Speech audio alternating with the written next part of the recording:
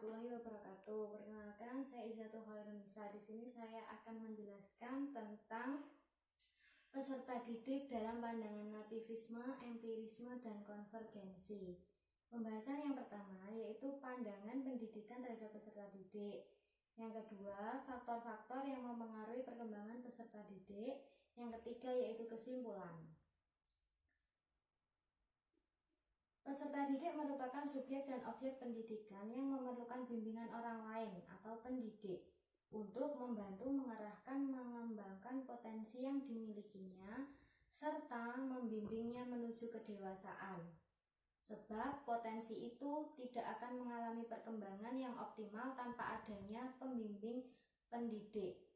Karena itu, pemahaman tentang peserta didik sangat perlu untuk diketahui oleh pendidik.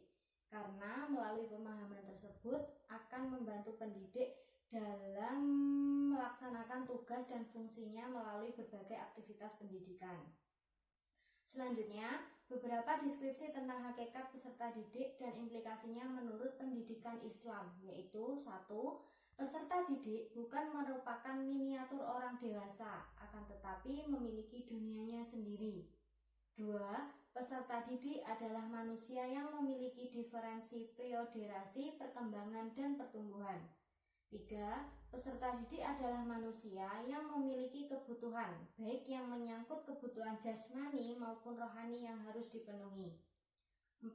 Peserta didik adalah makhluk Allah yang memiliki perbedaan individu atau diferensiasi individual, baik yang disebabkan oleh faktor pembawaan maupun lingkungan di mana dia berada. Yang kelima, peserta didik merupakan result dari dua unsur utama, yaitu jasmani dan rohani. Yang keenam, peserta didik adalah manusia memiliki fitrah yang dapat dikembangkan dan berkembang secara dinamis. Selanjutnya, faktor-faktor yang mempengaruhi perkembangan peserta didik. Adapun mengenai faktor-faktor yang memengaruhi perkembangan peserta didik, para ahli berbeda pendapat lantaran sudut pandang dan pendekatan mereka terhadap eksistensi peserta didik tidak sama. Untuk lebih jelasnya, berikut ini aliran-aliran yang berhubungan dengan faktor-faktor yang mempengaruhi perkembangan peserta didik, yaitu 1. Aliran nativisme, 2. Aliran empirisme, dan yang ketiga aliran konvergensi. Yang pertama, aliran nativisme. Tokoh aliran nativisme adalah Schopenhauer. Ia adalah filosof Jerman yang hidup pada tahun 1788 sampai 1880. Aliran ini berpandangan bahwa perkembangan individu ditentukan oleh faktor bahwa sejak lahir. Aliran ini didukung pendapatnya oleh aliran naturalisme yang dibidani oleh J.J. Rousseau yang berpendapat bahwa segala suci dari tangan Tuhan rusak di tangan manusia.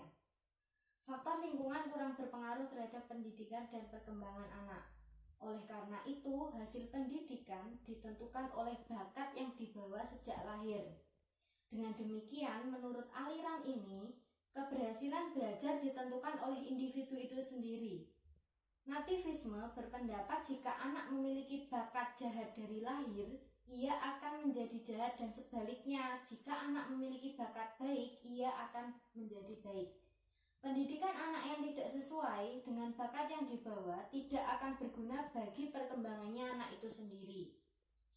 Prinsipnya, pandangan nativisme adalah pengakuan tentang adanya daya asli yang telah terbentuk sejak manusia lahir ke dunia, yaitu daya-daya psikologis dan filosofis yang bersifat herediter serta kemampuan dasar lainnya yang kepastiannya berbeda dalam diri tiap manusia. Ada yang tumbuh dan berkembang sampai pada titik maksimal kemampuannya, dan ada pula yang sampai hanya pada titik tertentu. Misalnya, seorang anak yang berasal dari orang tua yang ahli seni musik akan berkembang menjadi seniman musik yang mungkin melebihi kemampuan orang tuanya. Mungkin juga hanya sampai pada setengah kemampuan orang tuanya. Yang kedua yaitu aliran empirisme. Tokoh aliran empirisme adalah John Locke, filosofus Inggris yang hidup pada tahun 1632 sampai 1704. Teorinya dikenal dengan tabula rasa atau meja lilin. Dengan istilah lain berarti batu tulis kosong atau lembaran kosong atau blank step atau blank tablet yang menyebutkan bahwa anak yang lahir ke dunia seperti tempat putih yang bersih. Kertas putih akan mempunyai corak dan tulisan yang digores oleh lingkungan. Faktor-faktor bawaan dari orang tua atau faktor turunan tidak dipentingkan. Pengalaman diperoleh anak melalui hubungan dengan lingkungan, sosial, alam, dan budaya. Pengaruh empiris yang diperoleh dari lingkungan berpengaruh besar terhadap perkembangan anak. Menurut aliran ini, pendidik sebagai faktor luar memang memegang peranan sangat penting, sebab pendidik menyediakan lingkungan pendidikan bagi anak, dan anak akan menerima pendidikannya sebagai pengalaman. Pengalaman tersebut akan membentuk tingkah laku, sikap, serta watak anak sesuai dengan tujuan pendidikan yang diharapkan. Misalnya, suatu keluarga yang kaya raya, ia ingin memaksa anaknya menjadi pelukis. Segala alat diberikan dan pendidik ahli didatangkan, akan tetapi gagal karena bakat melukis pada anak itu tidak ada. Akibatnya dalam diri anak terjadi konflik, pendidikan mengalami kesukaran dan hasilnya tidak optimal. Terus yang ketiga atau yang terakhir adalah aliran konvergensi. Tokoh aliran konvergensi adalah William Stem. Ia seorang tokoh pendidikan Jerman yang hidup pada tahun 1871 sampai 1939. Aliran konvergensi merupakan kompromi atau kombinasi antara aliran nativisme dan aliran empirisme. Aliran ini berpendapat bahwa anak lahir di dunia ini telah memiliki bakat baik dan buruk, sedangkan perkembangan anak selanjutnya akan dipengaruhi oleh lingkungannya. Jadi, faktor pembawaan dan lingkungan sama-sama berperan penting. Aliran konvergensi menganggap bahwa pendidikan sangat bergantung pada faktor pembawaan atau bakat dan lingkungan. Hanya saja, William Stem tidak menerangkan seberapa besar perbandingan pengaruh kedua faktor tersebut. Sampai sekarang, pengaruh dari kedua faktor tersebut belum bisa ditetapkan. Hasil proses perkembangan peserta didik tak dapat dijelaskan dengan menyebutkan pembawaan dan lingkungan. Artinya, keberhasilan seorang peserta didik itu tidak hanya ditentukan oleh pembawaan dan lingkungan saja, karena peserta didik tersebut tidak hanya dikembangkan pembawaan dan lingkungannya, tetapi juga oleh diri peserta didik itu sendiri. Selanjutnya, kadar pengaruh keturunan atau pembawaan dan lingkungan terhadap peserta didik berbeda sesuai dengan segi pertumbuhan kepribadian peserta didik. Kadar pengaruh kedua faktor ini juga berbeda sesuai umur dan fase pertumbuhan yang dilalui.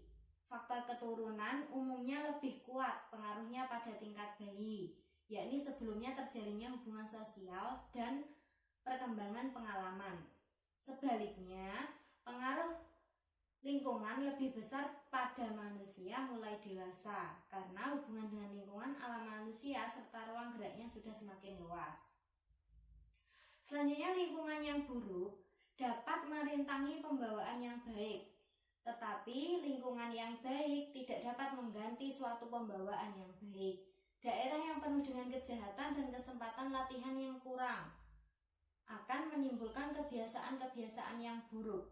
Begitu juga lingkungan yang baik tidak dapat menjadi peserta didik yang lemah pikiran menjadi orang yang pandai atau orang yang tidak berbakat menjadi berbakat. Karena itu ada faktor lain yang perlu diperhatikan oleh pendidik, yaitu faktor dari diri peserta didik sendiri.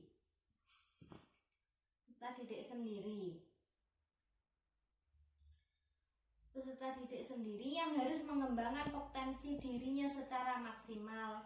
Dengan memaksimalkan pembawaan dan pengaruh lingkungan di mana ia berada, maka akan membawa peserta didik itu ke arah tujuan pendidikan.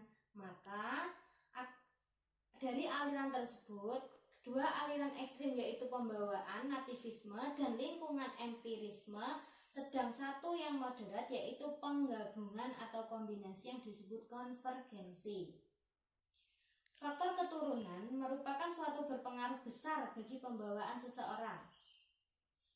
Setiap orang mewarisi gen baik dan buruk dari ayah, ibu, paman, bibi, kakek, dan nenek mereka melalui perpaduan sperma dan ovum dari kedua orang tuanya.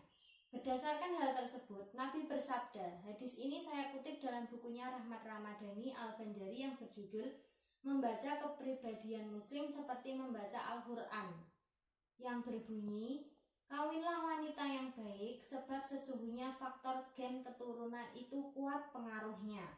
Hadis ini menekankan pentingnya bebek, bobot, dan bibit dalam memilih calon istri atau bapak karena akan menurunkan tabiat-tabiat, karakter, sifat bawaan kepada anaknya. Begitu juga hanya lingkungan. Rasulullah SAW menekankan dalam sabdanya, jauhilah olehmu si cantik yang beracun. Seorang sahabat bertanya, ya Rasulullah, siapa si cantik yang beracun itu? Rasul menjawab, perempuan yang cantik berada dalam lingkungan yang buruk.